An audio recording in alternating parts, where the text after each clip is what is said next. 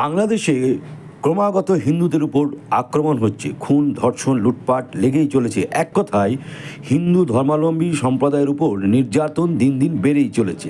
আর তারই প্রতিবাদে ভারত তথা আন্তর্জাতিক স্তরে এই ঘৃণ্য অপরাধের প্রতিবাদের ঝড় উঠেছে। আজ দুর্গাপুরের এক বিশিষ্ট সমাজসেবী অমিতাভ ব্যানার্জি বর্তমান বাংলাদেশের মুখ্য প্রশাসক প্রফেসর মোহাম্মদ ইউনূসের শান্তি নোবেল প্রাইজের বিরোধিতা করে নোবেল ফাউন্ডেশন কমিটি সুইডেনের প্রধান অফিসে এই নোবেল প্রাইজ ফিরিয়ে নেওয়ার জন্য আবেদন জানান। একজন পিস লাভার হিসাবে, ভারতবাসী হিসাবে এবং সারা পৃথিবীর পিস লাভারের তরফ থেকে আজকে আমি নোবেল কমিটির কাছে অ্যাপিল করলাম যে মোহাম্মদ ইউসুফের মতো একজন লোককে নোবেল প্রাইজ দেওয়ার কোনো যুক্তি নেই। সেই নোবেল প্রাইজ ফেরত নেওয়া হোক, রিকনসিডার করা হোক এবং ফেরত নেওয়া হোক।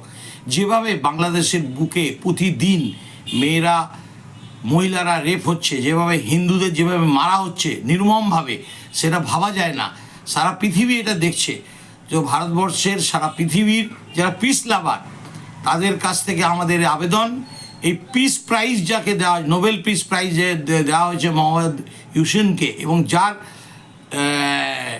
যার মানে সাপোর্টে এই ধরনের কুকর্ম চলছে বাংলাদেশে, তার বিপক্ষে আমরা সবাই অ্যাপিল করলাম নোবেল পিস প্রাইজের কমিটির কাছে সুইডেনে, যে তার নোবেল পিস প্রাইজ ফেরত নেওয়া হোক এবং তাকে একটা উচিত শিক্ষা দেওয়া হোক, এবং বাংলাদেশে আবার একটা স্থিতিশীল সরকার আসুক, সব সম্প্রদায়ের লোক, সব জাতির লোক যাতে আনন্দে, শান্তিতে, সুখে থাকতে পারে এবং দেশটা আবার যেন প্রোগ্রেসের মুখে আসতে পারে, উন্নয়নের মুখে আসতে পারে। এই অ্যাপিল করে নোবেল পিস কমিটির কাছে আমার অ্যাপিল আজকে পাঠালাম। আমি চিঠি দিয়ে নোবেল পিস প্রাইজ কমিটির কাছে এটা পাঠানো হলো এবং পিস কমিটি সুইডেন থেকে এটা অ্যাকসেপ্টও করেছে।